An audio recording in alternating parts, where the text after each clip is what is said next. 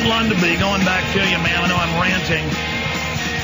I was just talking to my IT people, and we found all these different newscasting clips where they talk about people hacking Skype, hacking voice over IP. It happens constantly. It's a serious problem. And the FBI is saying, no, they're not even looking at that. They told the judge it doesn't exist. There's no way this happened. Tell us what happened. Tell us how he's not getting due process.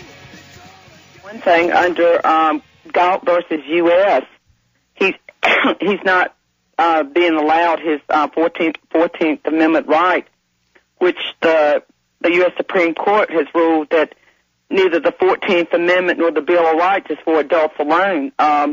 Just because he's a juvenile doesn't mean he needs to be held for 60 days without due process. Well, that goes back to eugenics, the family courts. They thought it was so important to sterilize people 80 years ago in this country under the eugenics laws that Hitler learned from us, that the family courts are still there. So they also use that Patriot Act type code against families. They can do stuff against families they can't do to axe murderers. The FBI blatantly knew that my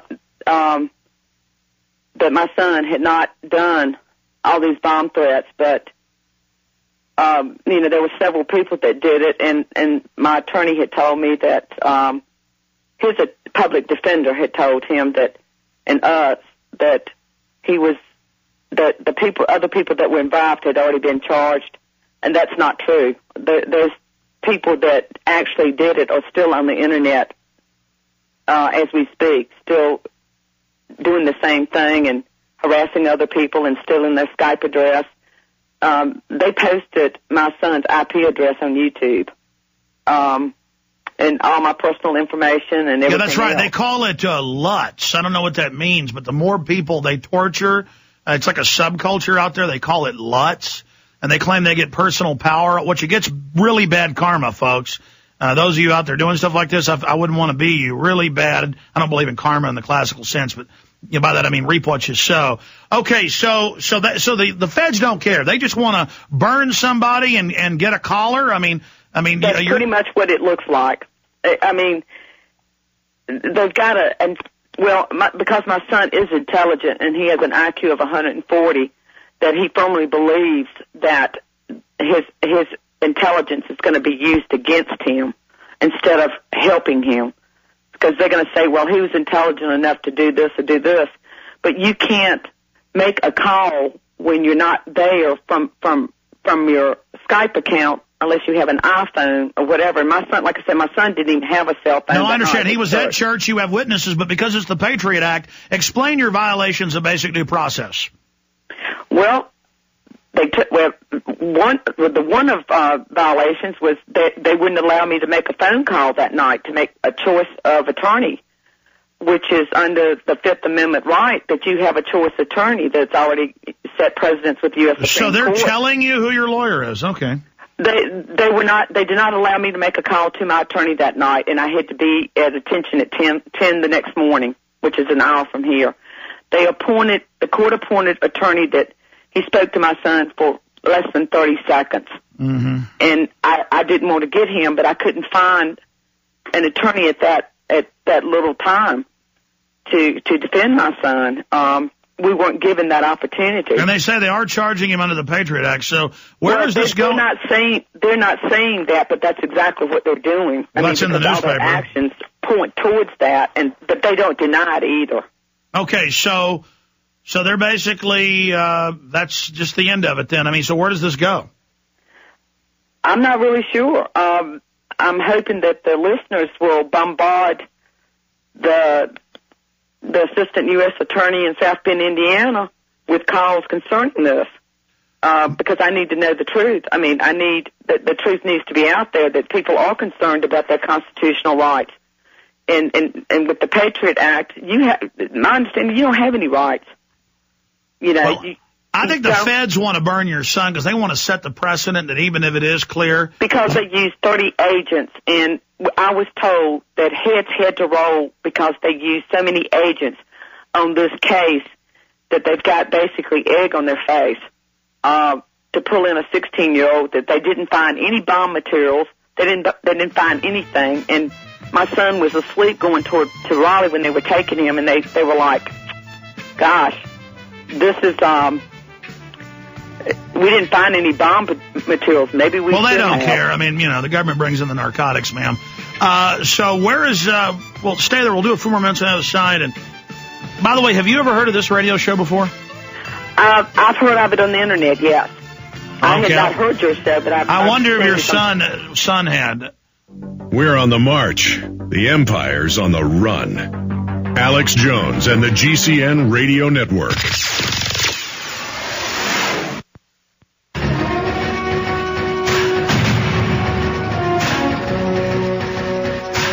We've got a reporter down in Mexico City. He's been down there for 3 or 4 days. He'll be popping in near the end of the show today. We've got Dr. Jerome Corsi coming on to break down the international nature, how under UN treaties they are in control of the global response to this flu, including here in the United States, setting the precedent for world government. That is coming up with Dr. Jerome Corsi.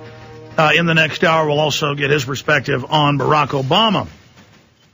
I want to break down the situation we are facing. We're a year out from the official census kicking off, but there are census takers everywhere with GPSs getting your doorstep address. This is freaking a lot of people out. I've done the research. I've got the background on this. Coming up in a few minutes, I'm going to break it down in detail. Then when Corsi leaves us in the last hour, we'll open the phones up and go over all that. We'll also have open phones on any issue you wish to discuss next hour with Dr. Corsi at 1-800-259-9231, 1-800-259-9231. Annette Lundaby. Okay, Annette, look, you need to get that transcript, because if indeed, you need to go to the media with that, because media attention will make them drop this. It's probably the only thing that will. Because if you really got the FBI agent testifying there's no such thing as IP hacking, when they're trying to pass laws in Congress over this, when it is just a huge, huge, huge deal, and everybody knows about it, and every major police department's getting these things sometimes every week, because people will Skype call 911, or they will IP call 911 over an internet phone, and they will do it to the very house that they've hacked. I mean, this is so sick. This is so savage. This is why, because I knew about this years ago, I don't have an IP phone in my house. And IP phones are great. They're inexpensive. They work decent. But these bastards do this constantly. Constantly. And, not only are you going to get SWAT team, you're going to go to prison. You imagine the cops going, no, it doesn't exist. Well, in the cases where the prank call is, everyone's been murdered, I'm here, I killed them, I'm covered in blood, I'm going to kill you when you come. And then the police show up, at the house, and obviously nobody's dead. They know that's a prank. But if you got a kid in the house, it's over, folks. They're going to prison because they like an easy catch. They need fresh meat for these giant private prisons owned by the private defense contractor companies that bring in the narcotics. I mean, these are drug dealers. The government deals the drugs. The big corporations launder the money. And if you don't think they'll throw you in a prison to make money off of it, you got another thing coming. They'll kill 1,300,000 Iraqis, but they care about your life? No, they don't care about your life any more than they care about some Iraqi kid they're killing or some dog they're throwing off a cliff in Iraq. It's time to grow up and admit that. All right, finishing up with Annette Lundaby.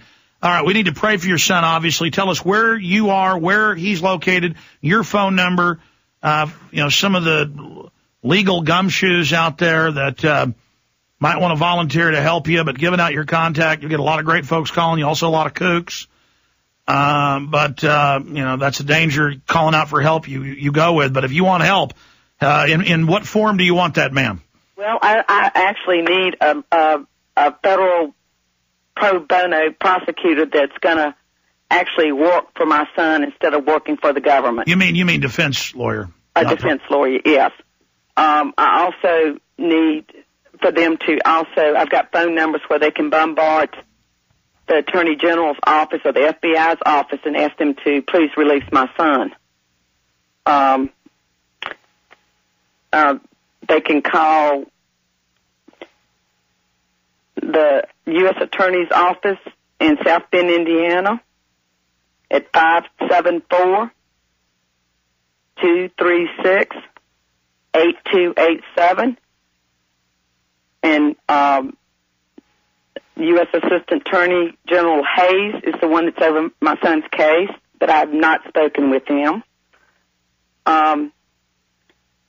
There's an agent at the FBI, Argo.